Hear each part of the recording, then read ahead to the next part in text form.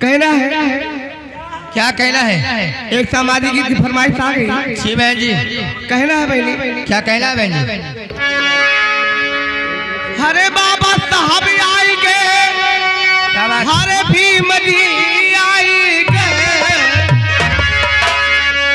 ये बाबा साहब आएंगे, भीम जी आएंगे, हमारी नगरिया में बाबा साहब आएंगे, हमारी नगरिया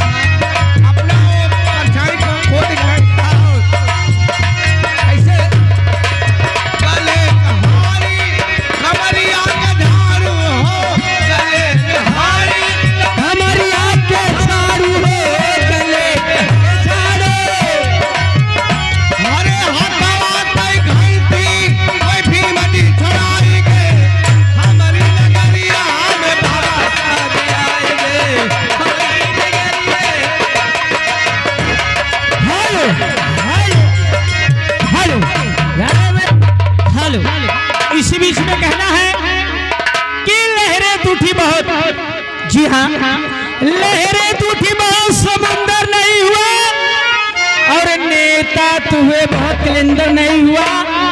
अम्बेडकर के बाद इतिहास गवाह है, जी हाँ अम्बेडकर के बाद इतिहास गवाह है, फिर बाबा साहब जैसा कोई अम्बेडकर नहीं हुआ। लेकिन कहना है कि दाल न गलेगी भीम नाम के बिना, जय भीम।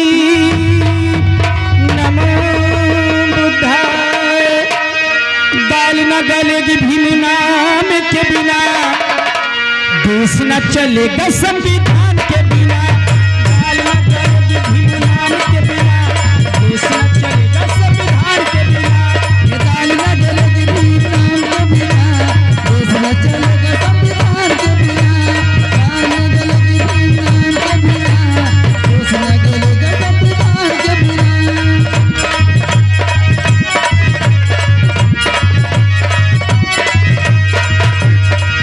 जय भीम नमो बुद्धाय, जय भीम नमो बुद्धाय, जय भीम नमो बुद्धाय, जय भीम नमो बुद्धाय, जय भीम जय भीम जय भीम जय भीम जय भीम जय भीम जय भीम।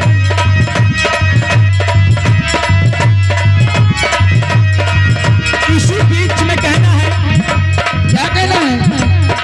कतरा थे कभी हमें समुंदर बना दिया। अच्छा, कतरा थे कभी हमें समुंदर बना दिया। अधिकार दिलाया बाबा ने मुकद्दर बना दिया। पैरों की धूल मानती थी संविधान हमें, जी हाँ पैरों की धूल मानती थी संविधान हमें। बाबा साहब ने सबके बराबर बना दिया। जय भीम नमो बुद्धाय, जय भीम नमो बुद्धाय, जय भीम नमो बुद्धाय, जय भीम नमो बुद्धाय।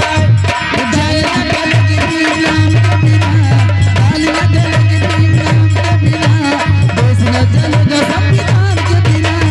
गाल न गलेगी भीम नाम के बिना देश न चलेगा संविधान के बिना। इसी बीच में कहना है, आजकल दुनिया में घूसखोर लोग बहुत हैं, सही है। झूठे मूठे वादे करे नेता सारे, हक ना मिले रे गरीब बेचारे। हक न मिलेगा ये गरीब ये बेचारा। बाबा साहब ने कहना है क्या कहना है? कि पढ़ो लिखो शिक्षित बनो। झूठे मूठे वादे करे नेता सारे, हक न मिले रे गरीब बेचारे।